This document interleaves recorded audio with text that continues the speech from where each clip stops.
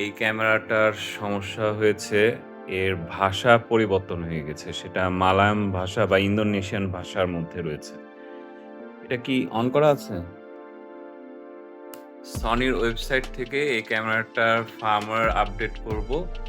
এটার যে ভাষা রয়েছে মেনুতে, এগুলো ইংরেজিতে রয়েছে কিন্তু মেনুতে গেলে এই ভাষাগুলা ইংরেজিতে নাই।